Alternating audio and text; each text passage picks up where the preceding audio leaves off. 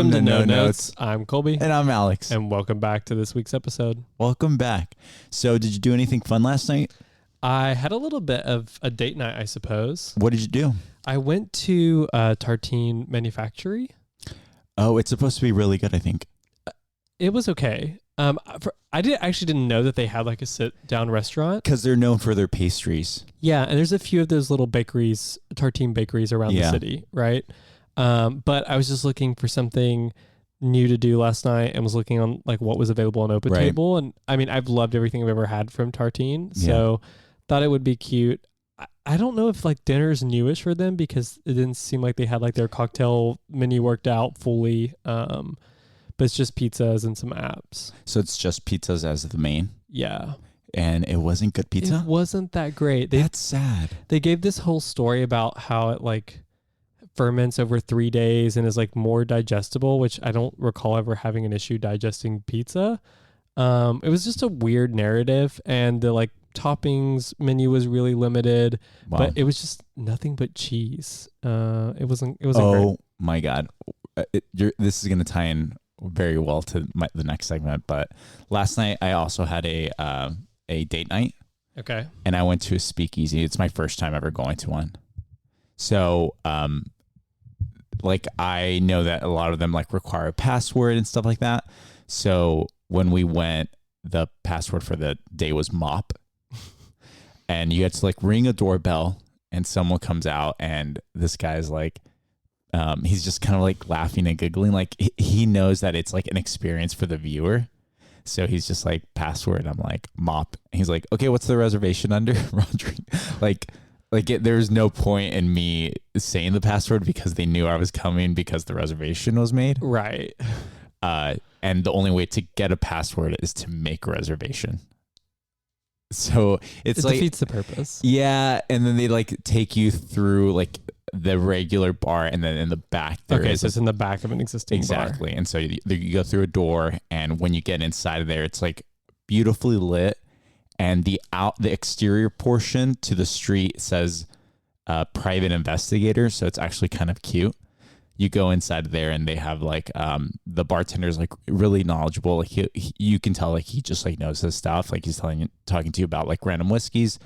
And he hands you a menu, and in the menu there's a murder mystery that you can solve. Oh, that's kind of cute. Yeah. And they have the way that they do their signature cocktails is they have a app, a main, and then like a dessert type. So it's like it's a really cool experience. They have like fruity ones for the beginning, a more like heavier one for the middle, and then something kind of you can have sweet or light at the end. So it's such a cool experience. That's cute. I actually love a speakeasy bar. I've been to some that have like the little British telephone booth style entrance into them. Oh, like you dialed the number is the entry code. Oh, and really? then the back panel of it will like open or something. Oh, no way. Here in the city? It was in Atlanta. Which was like really cool. And the password would change like weekly, I think. Yeah. You had to be a part of like a mail list or something to get cool. Yeah, it's a very fun date night experience. I like an adventure. Yeah. And I was really nervous to say the password. And then I realized he didn't care at all. Yeah. I was way more excited than he was. Yeah. Well, that's cute. So we're still trialing our segment, Shit We Found Online, in replacement of Tops and Bottoms. So I didn't actually have a great one. I have to admit, I have not been great with keeping up with gay Twitter and gay Reddit this week. But thankfully, one of my girlies out in New York City sent me a Twitter thread that is perfect for the show, I think, actually. And the tweet says, their content was so hot to younger me. The perv energy from the one on the left added a little something to it. And I'm going to show you who these guys are and see if you know them. Oh my God. Do you know who they are? Maverick Men. Yeah. You've watched their videos before? Yes. So the pervy one is the one on the left. Yeah, the older one. Yeah. And he is a little pervy. I think both of them are. When we talk about G couples, that's the couple you think they do G? 100%. I don't know. Ugh. They seem professional. Yeah, I used to kind of have a thing with Maverick Men. It's kind of like the concept is hot. I will say it's kind of love and hate sort of dynamic. Like I'm disgusted with myself because I don't think the older one is hot, and I've never thought he was hot. But there was something about their age gap and the like boys they were hooking up with that the like nature of it, I don't know, was kind of a turn on. They're the original couple to throuple. I'm actually surprised they're not in a throuple. They did get some blowback not that long ago. Did they fuck a Trump supporter? They made a video with a woman, and their subscribers hated it. They were like defending themselves on TikTok, and it was like a whole thing. No, that's ridiculous. Come on. If it doesn't get you off, go on to the next video. Yeah, I mean, that was sort of their point too. Come on. And I'm surprised. I think their business is still booming, which is kind of crazy. I don't think I've seen a recent one in some time, so I'm interested to see what the younger one is starting to look like the older one. Okay, yeah, that's what I figured. Mm-hmm. The younger one's kind of your type, though. Actually, they're both kind of your type. Well, I don't think the older one is necessarily my type. We'll get back to that. There is a really hot guy. God, I can't remember his name right now. He's a bodybuilder, straight bodybuilder. He's married, I think, now, and they have a video with him that's fun to watch. You should check it out. I'll check it out. I'll find it for you. Is it better than Check Hunter 776? There is a specific Check Hunter that I think is great too. I think it's like 374 or something like that. I don't know. But I loved when people can spit out the specific numbers. Well, I'm glad to know that we both watched Maverick Men at some point. It seems almost like it's like gay coming of age, like Birthright. Like everyone has to watch it. Yeah, they're definitely role models in my life. Mm-hmm. So my shit that we found this week is a lot higher brow than that. Okay. I'm realized, I think when we did this segment, I was like a little nervous that I was gonna like force things into it, but now I'm just realized it doesn't have to be gay. So my For You page on TikTok is it can be like very random, and isn't it just half naked men? No, 0 actually. Okay, well, different than the last time I saw it. Yeah. Well, for the TikTok. Oh. So this week I saw on TikTok that back in the 1970s, the U.S. government bought a ton of cheese from dairy producers because like the dairy industry was going through a rough time. So they bought an excess amount of cheese, and then they created this cheese cave in Missouri. And then they resold this cheese to pizza chains at a lower rate, and then encourage them to add more cheese to their pizza. So that's why American pizza is so much cheesier than like Italian, is because of this 1970s. Is this factual or this is conspiracy? Factual. Okay. It's there's like, you can go visit the U.S. government cheese caves in Missouri. Isn't that so interesting? It is interesting. It's like of course everything goes like, the answer is always capitalism. The answer is always capitalism. Why does American pizza have so much cheese? Capitalism. Yeah, it's all to make money. Yeah, it's so funny. Sell shit. Yeah, maybe it's because I'm getting older and I love cheese, but I appreciate the more like authentic style. The Italian? Yeah.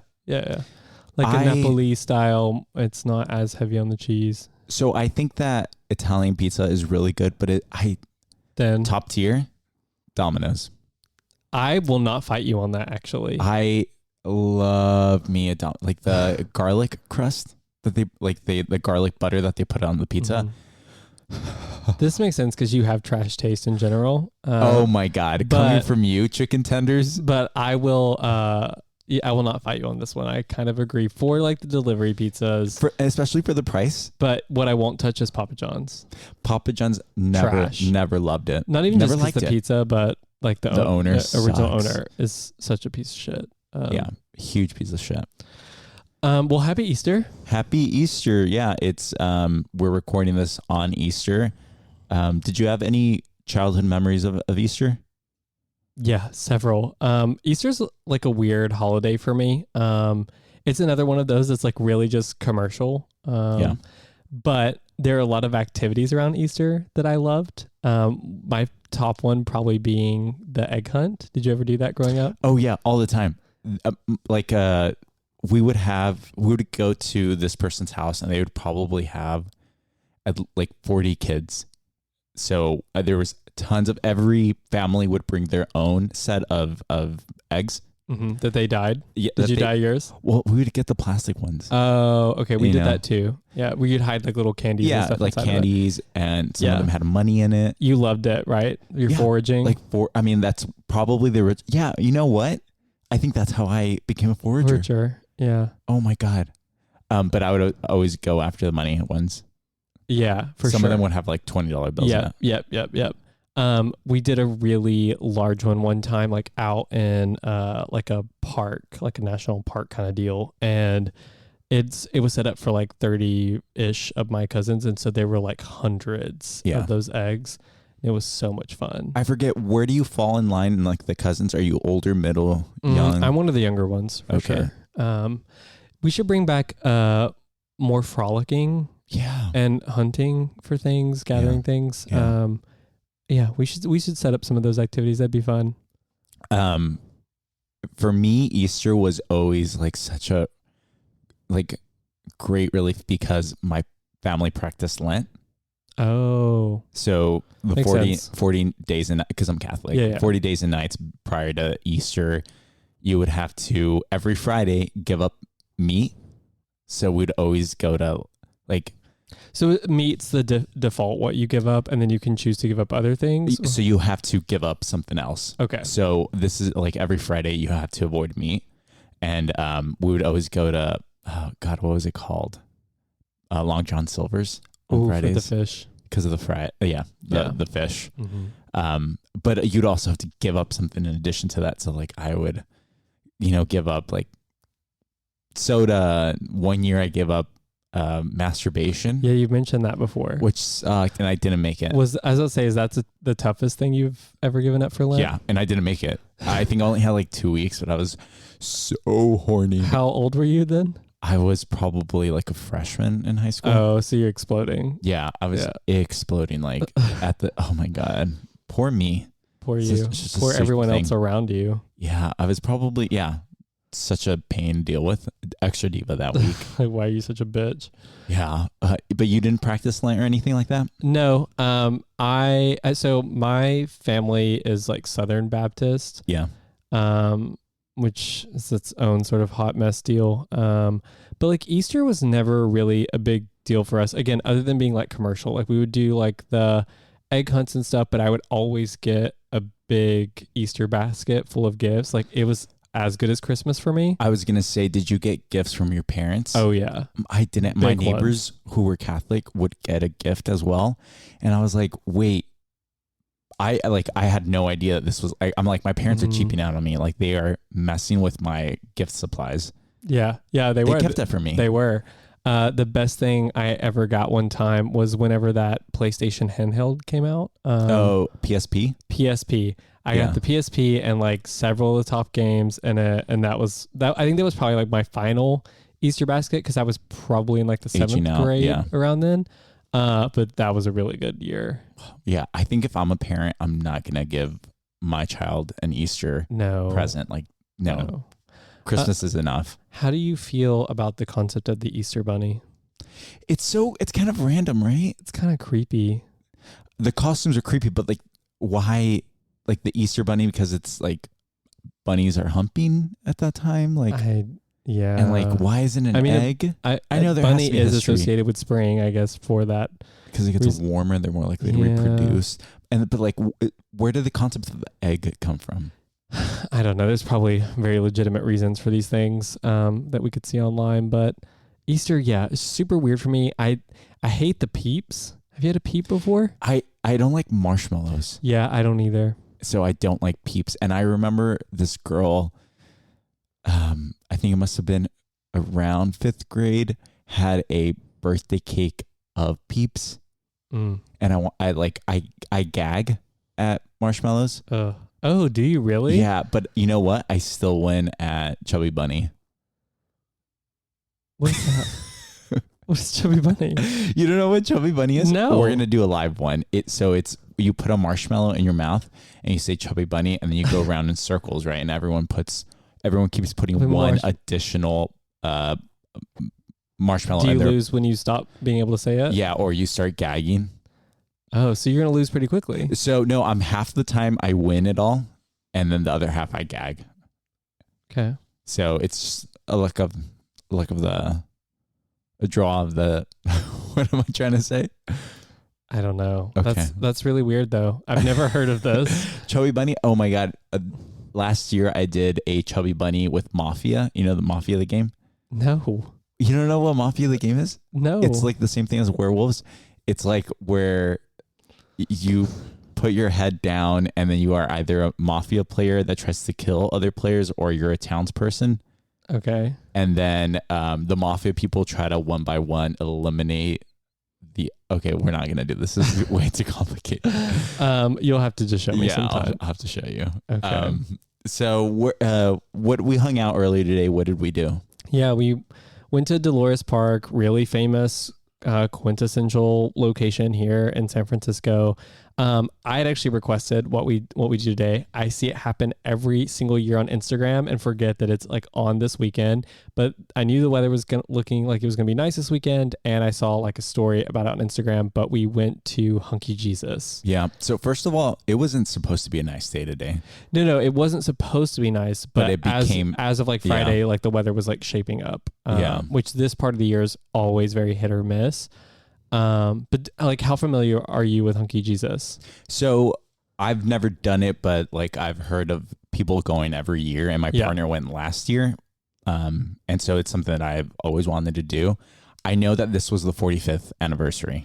It's the 45th anniversary of the Sisters of Perpetual Indulgence, But not necessarily Hunky Jesus. correct. Okay. So, and do you know what the sisters are? Yes. So they're a nonprofit. They raise millions of dollars, and they donate it back to charities. Yeah, and largely LGBT causes. They Right. were like really crucial during like the AIDS crisis, like Right. raising money for Yeah. that. They're based here in San Francisco. Yeah. And they sort of role play and drag as nuns. Yeah. It's so you know how you become like a saint. No. So after you raise, and once you reach like a certain threshold, is when you become a saint, and when you can wear the white. Yeah. Okay. the So, white so paint. you'll like the most noticeable ones are the ones that have like this very white makeup on their face. It Think looks Gottmik or Valak. or yeah. But I didn't realize that. Obviously, really incredible. But yeah, so they put on this event every year, Hunky Jesus. Yeah. Which do you want to describe what the event is? So every year, people will dress up like Jesus. They'll have long hair, and they try to win the best Jesus. People go out in costumes. They do a theme, and I think about 100 people this year dressed up as Jesus. Yeah, we barely saw any of it. I wasn't gonna say, but so it starts like at 10 a.m. and it ends at about 3. That's like when they crown the Jesus, and we saw the winner. Yeah, we did see the winner. And one of the losers, actually, we took a picture with one of the losers. We did. I mean, obviously, this is such a San Francisco event. Like, this would be so offensive in like any other city. But it's usually like gay guys with long hair, like in heels, makeup on, sparkly, with a crown of thorns. Some of them are like semi-crucified. Yeah. So the winner this year was Ken Jesus. Yeah. So it was in a red box that was also in a shape of a crucified person. And this person had abs and really flowy hair. It looks like they came out of like a Pantene commercial. Mm-hmm. Mm-hmm. Yeah. So, kudos to them for winning this year. Yeah. The Barbie movie continues to affect our life. Yes. As it is our personal lives, it's still generating in the Jesus competition as well. Yeah. Well, we need to get there earlier next year. Is my feedback. So it starts at 10 a.m.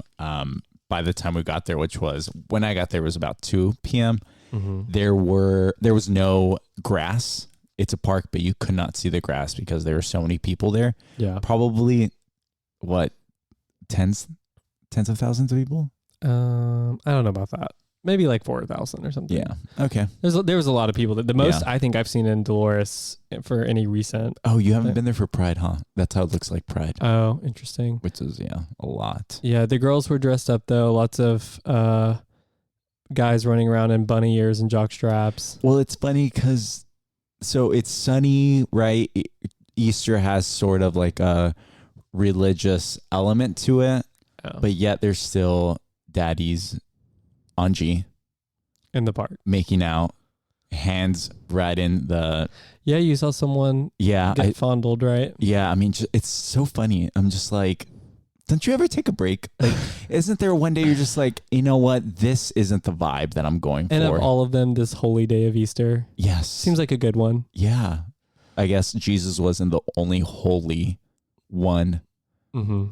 He wasn't the only one getting nailed, for sure. Yeah, for sure. So speaking of religious, did you grow up religious? Yeah. So as I mentioned, my family was or is Southern Baptist. So I pretty much grew up in the church until about middle school. Like I went to same. Went to church every Sunday. Yeah. And then every summer I had to go to vacation Bible school. Oh, how was that? I kind of loved it. It was like arts and crafts, honestly. How long was it?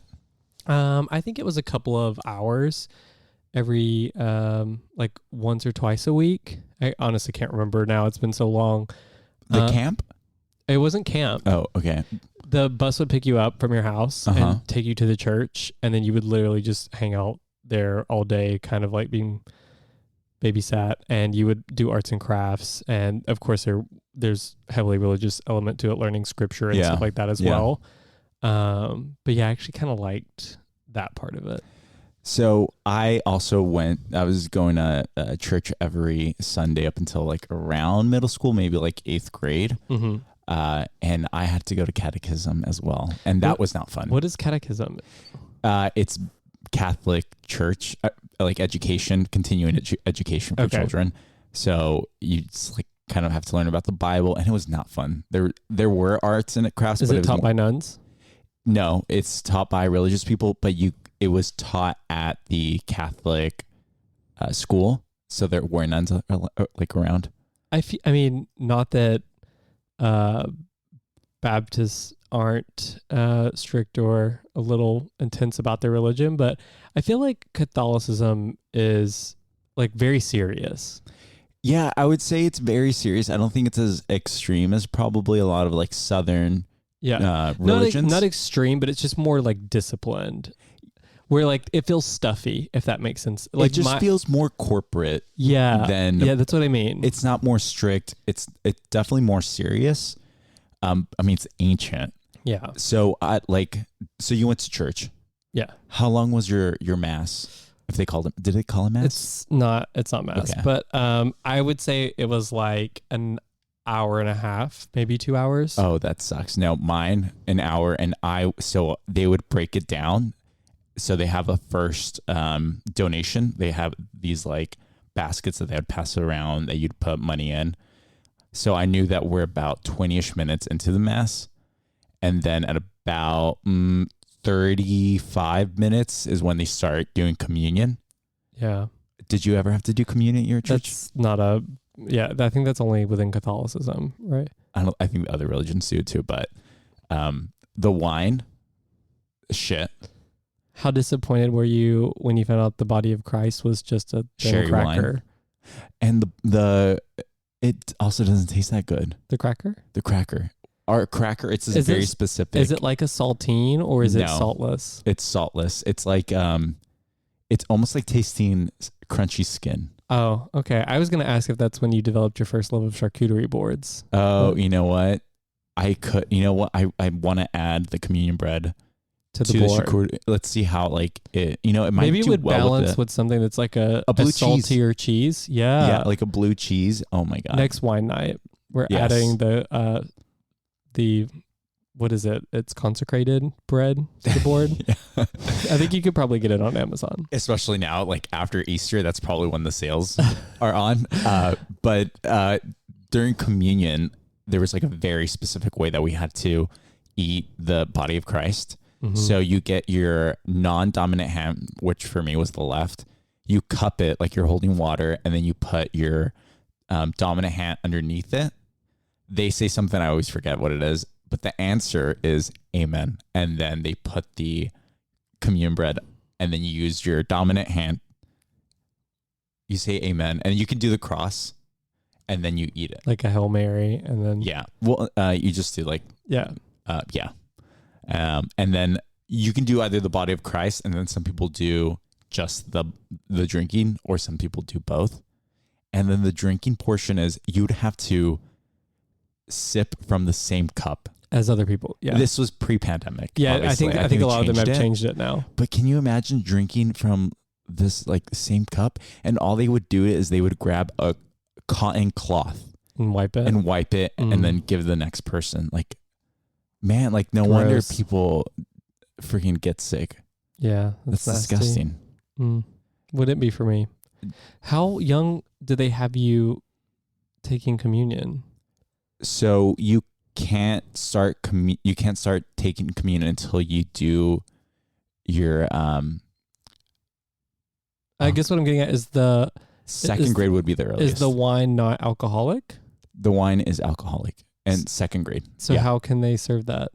Because it's a religious exemption. They get some sort of that's interesting. Yeah, because I mean funny how that works. Well, religion has existed prior to the institution of regulations of alcohol. Yeah. So it's kind of just fathered into it.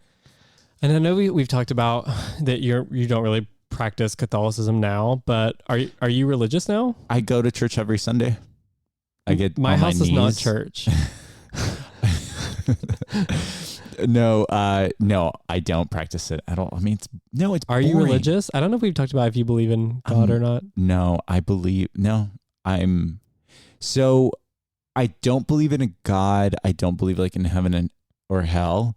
I do think like I do find myself talking to myself as if the voice is God, because it's kind of like my moral compass. Yeah.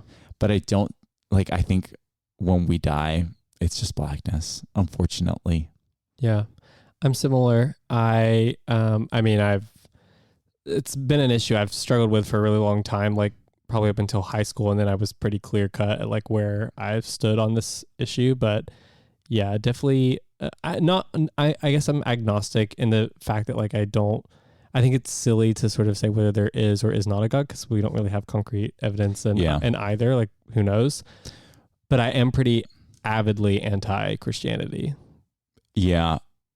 To me, it's just kind of like we make fun of people that like Harry Potter, but that take fiction too far. Yeah, people are like, it's just a kid with magic powers, but I'm just like, Sarah, you believe that this guy from 2,000 years ago is dictating like when you can have sex? Like, come on. I sort of use religion as a little bit of like a developmental compass or like measurement of someone, because not that you can't be really intelligent and be religious, but to me it means you haven't asked yourself enough questions if like you've in adulthood and you're still in an organized religion. 100% agree. So there's some people that I know that are religious, and I think it's hard to tell. Like, it's really hard to not think that you are on a higher educational ground than them. Yeah. Like, it's just like, it doesn't make sense. It just doesn't. Like, first of all, if God is all knowing, he knew that Eve was going to eat the apple. Oh, for sure. Like, it just, even more so, right? In like most basic Christianity, they believe that if you're not forgiven for your sins and you're not baptized, etc., you're going to hell. Yeah. And if God's all knowing and he made you knowing all the choices you would make, why do you even have to get baptized? Well, he would already know. Already condemned you to hell then, right? Because like God knew the path you would make, and you're going to hell for it. And I'm like, that doesn't seem like a very loving God. Yeah. We did our research and it doesn't add up. I did my research. Yeah. We sound like boomers on Facebook. The vaccines are killing people. She doesn't make sense. Got to find a better story. It's another funny part of that to me is that people will argue that society is like going to collapse. It's essentially that there's no morality or ethics without religion. And my point has always been, if you rely on scripture or a book for your moral or ethical compass, you're not a moral or ethical person. You're just obedient like a dog. Or you're doing it for the wrong reasons. You're not doing it because it's out of the goodness of your heart. You're doing it because you want to end up in the good place. Yeah. And so that's the other thing too. Again, if God is all knowing, you can't just say, well, I'm going to hedge my bets and believe in this because I'll go to heaven, because then you're an all-knowing God would know that you're not in it because you truly believe. You're just trying to escape the ramifications of eternal hellfire. Yeah. It's so dumb. Like, it's dumb. I'm sorry. It's interesting that we talk about this point about the like the eternal hellfire damnation sort of aspect of it. Is that anything that like impacted you as a kid, or did you fear that? So here's the thing. I never feared going to hell or heaven or hell. Even being gay, like I already told you this, but I think of God very much like Kingdom Hearts, where Kingdom Hearts isn't darkness, it's light. And there's very like, I don't think God cares about whether you masturbate or not. Like in my, like when I was younger, I used to think that God was like, what do you think? What are you doing this because you're doing it for the right reasons? You're saying it comes down to intentions. Yeah. Like I already know that masturbating, so you felt like as long as your intentions were good or pure, that you were acting in the right. Yeah. So I would like never was conflicted about, oh, maybe like this is what if your compass was just incorrectly calibrated though? Whatever. I never was afraid. However, I was afraid about getting possessed by demons. This is such a you thing. I know. What did you think would possess you? So the movie that messed me up. You might be possessed, actually. I am. The Exorcism of Emily Rose. The amount you burp and the intensity of it, I think you might be possessed. No, so the Exorcism of Emily Rose like really, really, really messed me up as a kid. Interesting. It came out, I think, when we were like, I don't know, maybe 6th grade, or when I was in 6th grade. But I remember that she kept waking up like around 3:30. Mm-hmm. And so I would have to turn around my alarm clock in case I like woke up in the middle of the night. I like couldn't face the clock because if I woke up around 3, I would like start freaking out and think that like the devil's gonna possess me. That's the ego in you that thinks that you would be pursued by the devil and possessed. Well, Emily Rose was possessed because she was a good person. I know that I was a great person. So I know that I'd be the first one taken. Did you ever see the movie Stigmata? No, I don't know. I think that's the one that fucked me up. This woman like starts experiencing the crucifixion of Jesus. So like the wounds start appearing on her hands and legs like she's being crucified, and that's the stigmata. That's a really fucked up religious film. But I think the theme across all of this is like the fear of religion that I think that has just permeated like me, like since I was a child, that I would just fear random things because of religion. And again, I think similar to you, just wanting to feel like I was a good person. Yeah. And I think that's what, like I said, that you sort of reach in maturity, or at least you should, that like you shouldn't be reliant upon any of this to be a good person. Yeah. I feel like most religious people are not good people. And I feel like a lot of non-religious people. Yeah, they use it as a shield. Yeah. I see it as it's another one of those like crutch mechanisms that people try to use to seem like they're morally superior to other people. Yeah. And it's like, you know, we get treated like that a lot in the queer community. Right. As like you're heathens. And, you know, now the church has gone from a dominant top to a verse just to try to attract more people. So it's been a little bit less harsh on us. Yeah, I mean, she's taking it in the bag just to try to attract more people. Exactly. But it sucks how that's been like weaponized and used against people just to make them feel like they're not good people. Yeah. Are you close with anyone that's still religious? I'm trying to think if I have anyone close in my life that would. I'm sure there are people that are religious, but maybe just don't talk about it. Yeah. And I'm totally cool, by the way, with people like having a belief that doesn't align with mine. I'm not. Like individual religion, I totally get. You know, there's a whole bunch of reasons you might feel the way you do, maybe weird life experiences, whatever. But it's the organized religion that like really bothers me because, like you said earlier, it's all just capitalism. Right. It's literally a fucking pyramid scheme that needs people to like attend, like come there, like contribute money, and if it doesn't, like if they're not growing, the whole thing falls apart. Right. And the child abuse. Well, so many things. Honestly, Sex abuse, anything that you have God. like predominantly white men in charge of something, I'm sorry, there's going to be problems. It's the same in like corporate America, you know, sexual misconduct, all these sort of things. But it's just a bunch of men that are like drunk on power. Exactly. And not only that, almost every terrible thing that's ever happened in history can be attributed to religion. It was either like the justification for it or the holy wars. Everything, Crusades, Salem witch trials, the Holocaust, you name it. The colonialism, right? Bringing Catholicism to the native people. Like, come on, stupid. It's dumb.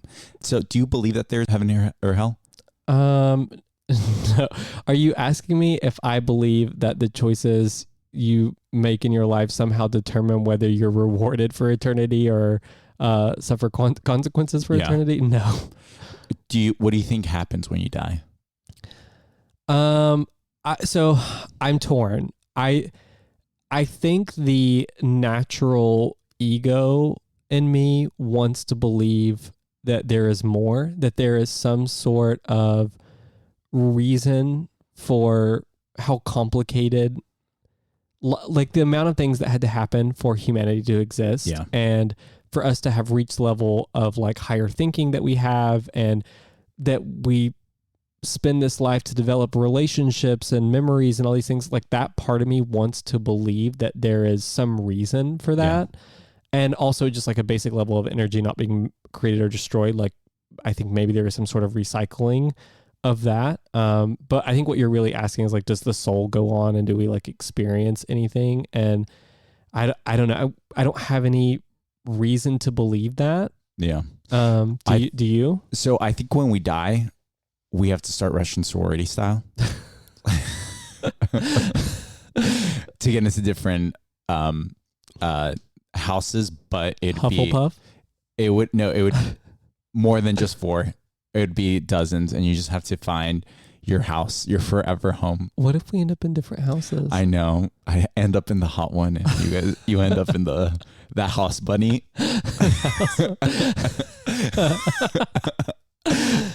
Well, like according to Christianity, don't you inherit a new body when you die anyway? So like, what if you're like in a middle-aged woman's body? So I was actually just thinking about that. When you like, if there was a heaven or hell, like, what age would you?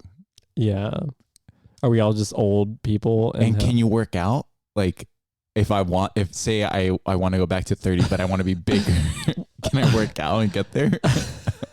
Or do I just kind of wish it into existence? What if that is the hell for us? You're just like in a larger body the entire time. Or just trapped in it. Yeah, just trapped in it. Or like with ill-fitting clothes. Yeah, it's all H&M. It's all the Zara striped shirts, and they're 2 sizes too small. You have to wear all the clothes you lost. 1 earring. So what do you think hell actually looks like? Oh, I have no idea. Aren't we living in it already? Can it be worse than this? I don't think it can be. Like another Trump presidency? Come on. Yeah. That's spooky. I mean, honestly, though, it sounds like it's where all the fun people are going to be. It's probably the more popular option because if you think about it, no one prior to like 1993 would end up in heaven. Or they'd all be in hell. I love, have you ever seen like religious demonstrators or protesters, like the crazy ones? I always hear the people on like broadcasting on the megaphones and it's stuff. Like, you are all going to hell. So I was going to say, any of the people that have ever been screaming at me like that, I'm like, I actually want to go wherever you're not going or where you think you're going. Yeah. I would not want to spend eternity with those people. Them. So annoying. Like, come on, like ego. Ugh, I hate those people.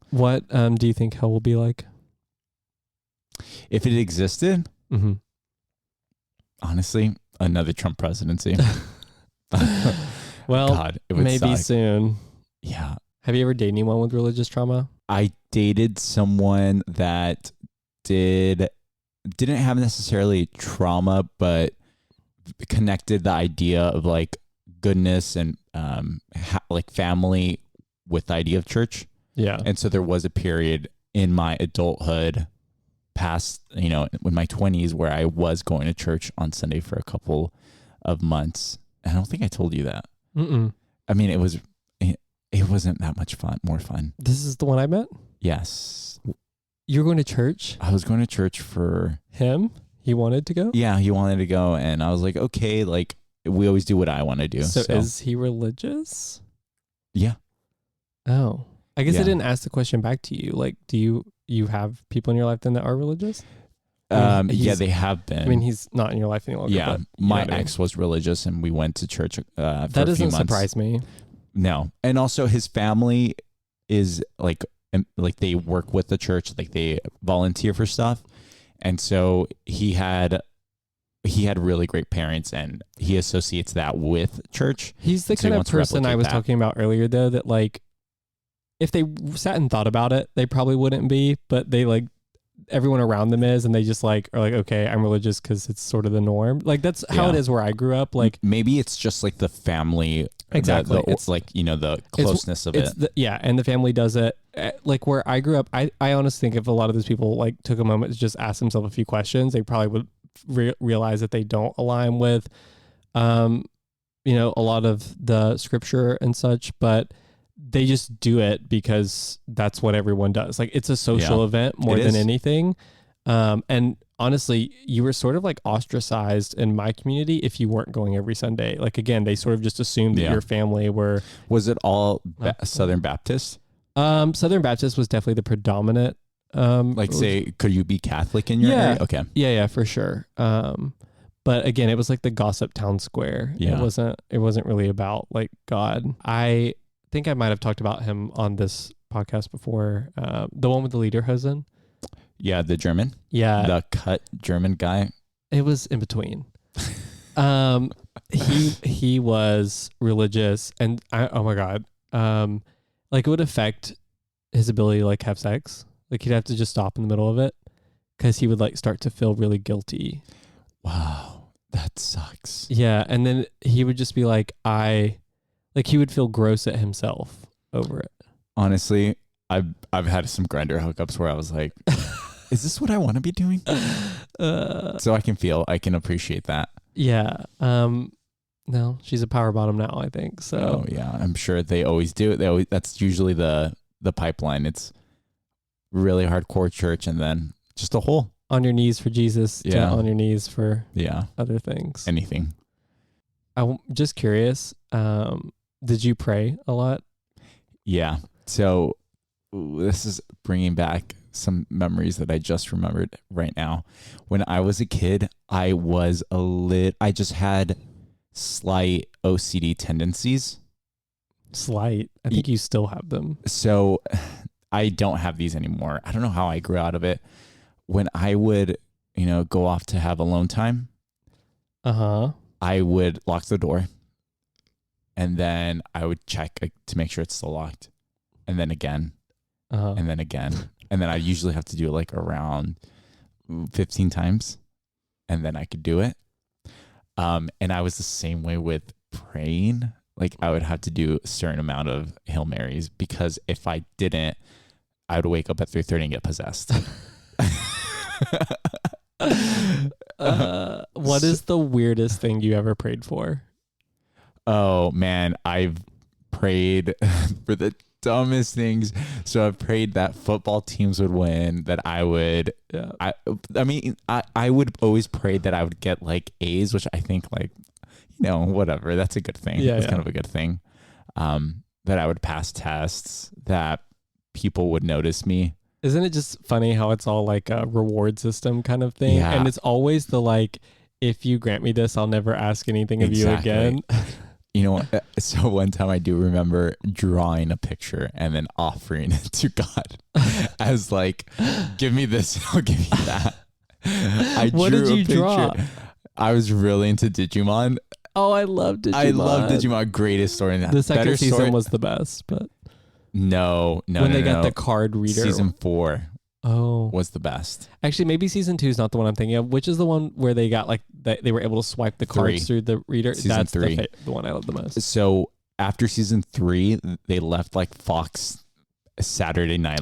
And I remember went that to now. like, I think it was like it was like some other channel. That season 4 was so good. I might have to go watch it. I don't remember. It's so good. The storylines, man, out of this world. But the weirdest prayer you had, or what's the drawing for Digimon? Yeah, I drew a Digimon. I don't know what I wanted, but I drew, and the pictures, I found it. I still have it. I'll bring it next time. It is so bad. Like You were praying for a Digimon? No, I don't know what I wanted, but that's what I gave. I drew a picture of like these Digimon like monsters in exchange for whatever I wanted at the time. Isn't that so stupid? God, I need it to be swirlied. I have had a lot of weird prayers. Similarly to you, mostly for like things I wanted or like to pass a test or stupid shit like that. But you know that I also had to go to like gay conversion. I remember you told me that. Yeah. But can you talk about that a little? Or is that too traumatic? Yeah, I can talk about it. My parents didn't give me a choice. I was living at home at the time. How old were you? Senior year of high school. So, I had not intended to come out until college, but they found out. I was 18, dating a 24-year-old. That seems to be a recurring thing for you. And we were definitely smashing all the time. I mean, honestly, I wasn't being very discreet. Yeah, because my bedroom was above my dad's office, and he was always like in our home, and he was also working in his home office all the time. And did they ask like why you had a 24-year-old hanging out with you? No, and they liked him a lot. And it was kind of weird. Also, like we'd be like the shower would be running, and both of us are missing, and the door's locked. Like clearly we're in the shower together. But one day they like made us go to church with them on a Sunday, and then the next weekend they were like, oh, he has to leave early. We're like going on a family trip, and they were just acting very weird at that point. I had like kind of a suspicion that this is what it was going to be about. And my dad's always been like a little nutty religiously, like kind of fanatically. Like he doesn't, by this age, he wasn't going to church, but he's still like various, like 50 copies of the Bible around the house, lots of Christian decor. I don't know. He's an odd one.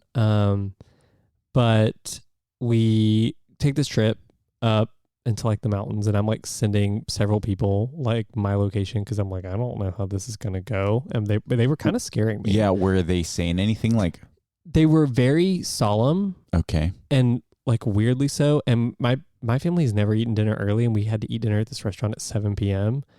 And I was like, what the fuck is going on? I knew something wasn't good, but I was like kind of aware of those programs where like kids just get shipped off to things. So I didn't know if it was going to be like something like that, because they'd also told me not to bring a lot of stuff. I don't know. It was really weird, the conversation we'd had. Did they say it was going overnight? Yes. Okay. But still, like I remember I was bringing like a bigger bag or something. My dad was like, no, you don't need any of that. And I'm like, okay. And so we get to the room early, like we're in the hotel room just sitting there at like 8 o'clock at night, and I'm in the middle of like northern Georgia. Like, what the fuck are we doing here? And my dad starts to get on the phone, and they have a pastor on the line who's ready to pray with me to get the devil out of me. So it was kind of like a weird take on an exorcism, like a self-guided exorcism, I guess. So that's probably the weirdest prayer I've ever had, is like doing that. And you can only imagine like the weight and trauma you carry around of like trying to exorcise a demon out of yourself. So there's that part of it. That answers the question of the weirdest prayer on my end. But the agreement was that I had to go to this program every single week that was conversion therapy. And basically I would get dropped off at this warehouse outside of Atlanta. And there were boys that I think I like can't really remember at this point, but I think they were there full time, like they were living there, and they all were wearing very similar outfits, and they were having to make. Which were what? It looked like a summer camp kind of outfit. What does that look like? Like it was like a ringer kind of t-shirt with like the program's name on it, and then like matching shorts. Yeah. And they were making like Jesus signage. And so I would see them every time because I just did the like day program. I didn't have to like stay there. How like what day during the week was this? It was Thursdays and Fridays, I think. Okay. And so I'd have to go see this counselor who was probably like, I mean, honestly, just a comical character. So the first time I meet him, I'm waiting around. He comes up to introduce himself. He's in a leopard silk button down, leopard silk pants with leopard printed loafers. And so he's straight. Yes, straight. And he had like long hair. He looked like he probably could have done like runway modeling at some point. I'm imagining a contestant on Hunky Jesus. Kind of, but with like straightened hair. He had like platinum straightened hair. Okay. Again, honestly, probably could have done modeling at some point. Wow. But this is the guy that is here to convert me to being a butch straight man. Also, by the way, my parents, to my knowledge, I don't know if they've ever met this person. They didn't come in with me at all. Yeah. It was just drop me off at the door, and then I'm just stuck with these people. They take your phone, and you just have to be in this like counseling room with them for like several hours. And what are they saying to you? They would do a number of things. They would read scripture. Okay. Just like talk to me about like my feelings and like why that wasn't right. And that guy, his like pitch to me about him being a success story is that he did get married for 3 years and he had a kid, but then that woman left him because he still has impure feelings for men. And he said that you just have to know that that's the devil trying to claim your soul. Man, this guy is fucked up. Yeah. And so can you believe that people entrust these kinds of folks with young kids? Yeah. And they tell them this shit. And like, you can only just imagine, like, you carry around that for a while, that you just feel like that like battle of like, okay, like, am I actually like feeling this way? Yeah. Or is it truly some greater good, evil. Good versus evil sort of fight going on within me? And so, that was my experience with conversion therapy. I did that for, not too long, honestly. I think like about a month and a half before that guy started to do some very uncomfortable things. Nothing, extreme, but just like he would put his hand on my like knee and like start going up my leg and start rubbing on my shoulder. And it was like starting to get weird. And I like went to my dad and I was like, fuck you. Like, I'm not doing this anymore.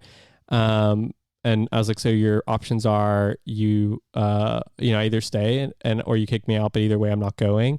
And, kind of called their bluff, and, it was what it was. But I think this is one of the reasons I'm very avidly anti-Christian. Yeah, I would be too. It's one of the major organizations that promotes this bullshit of like trying to change someone. Yeah. And obviously there's been really even worse things that have been done to people to try to convert them from being queer. But yeah, that was my experience with conversion. Thank you for sharing that. Yeah, thank you for sharing, Mama. Kudos for saying that, Mama. God, yeah, I just can't imagine. I think the trust that it would be lost with like my parents. Yeah. Which is, we've talked about it, like on this podcast that, I like honestly I could get over it. Like I can get past it, but I can't necessarily like forgive. Like I would never be able to do that to my kid. How do you think religion has like played in a role in your life now that you're as an adult? So I think for me, I am not religious at all. But I think that what age did you stop believing in God, by the way? I think I was totally out of it probably I would say sophomore year of high school, I think I was like completely done. That's when a lot of people started getting, at least Catholics started getting confirmation. And that's kind of when I dropped out. I was never confirmed Catholic, which is good. But we like as a family, we stopped kind of going to church around like 8th grade, maybe freshman year of high school. And I didn't really have to do that. And I stopped believing. I think that it logically doesn't fit with anything. Yeah. So I stopped being religious, but the portions that did stick with me are kind of like being a good person. Like, I think that we should be good people because do you think you're a good person? I think I try to be. Like, I don't know if I can say that I'm a good person, but I definitely try to be. And I know that I have such a big, like,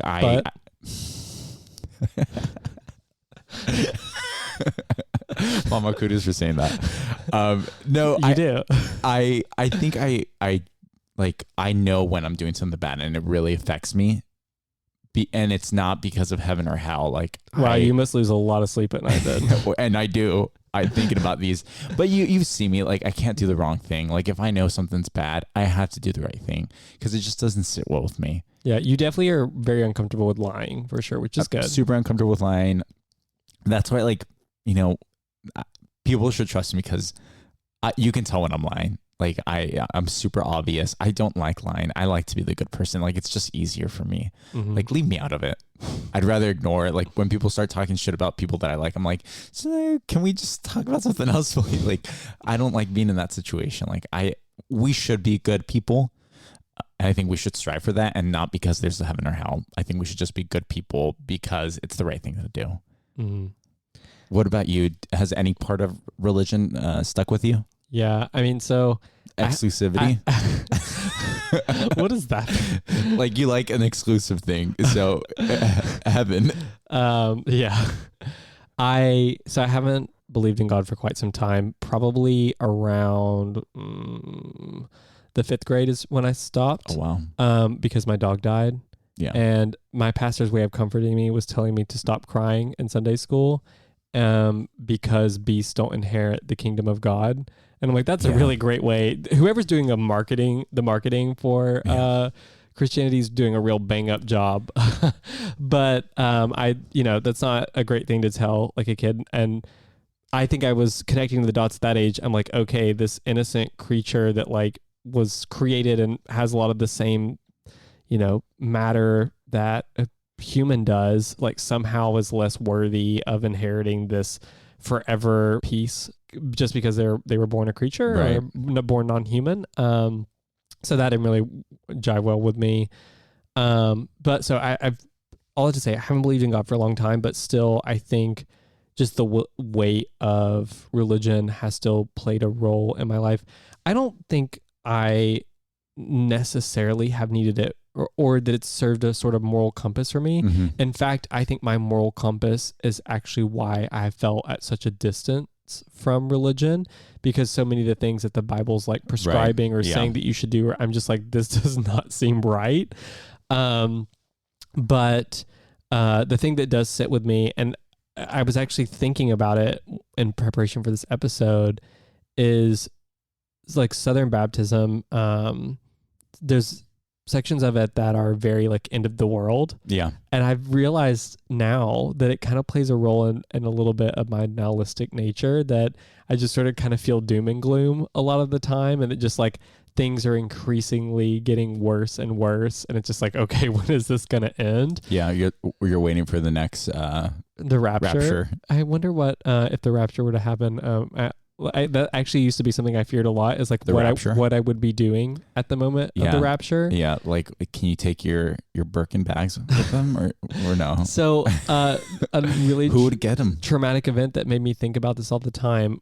One of my best friends growing up, his mom was super religious. Like dictated everything we did at their house. We could only watch Veggie Tales and stuff like that. Just super, super strict.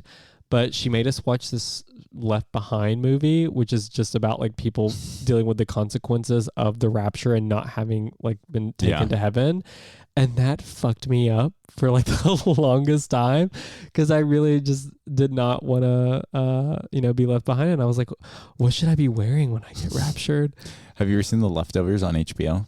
Yeah, I've seen it. Yeah, I think they did a really good job on like, whether there would be a rapture and like the consequences psychologically of the people that didn't Yeah. go.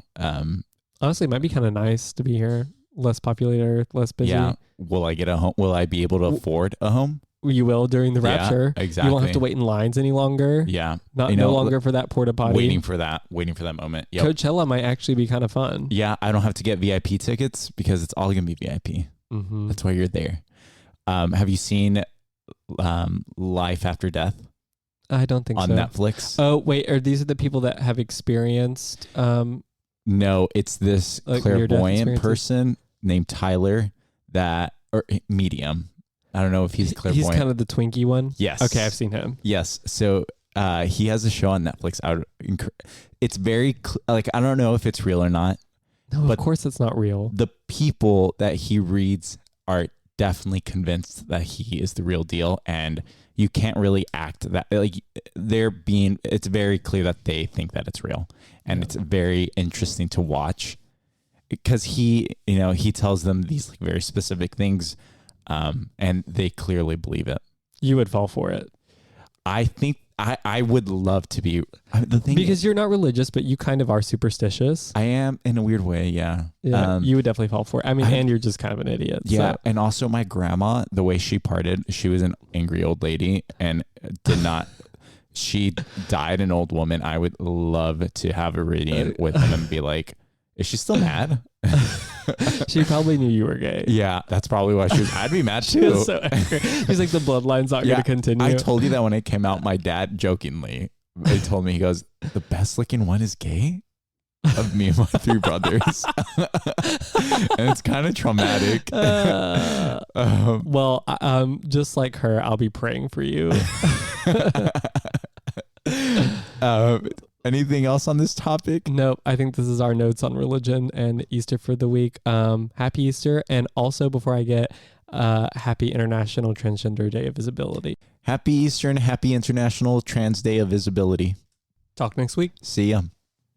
Hey, it's Colby and Alex here. Thank you for listening to No Notes. If you enjoyed the show, don't forget to follow us wherever you get your podcasts and share with your friends. You can also follow us on Instagram at No Notes Pod, one word, where you'll find updates on new episodes and see more into our lives and the stories that we share with you on the show. Your support means the world to us. Until next time, keep it real and keep it queer.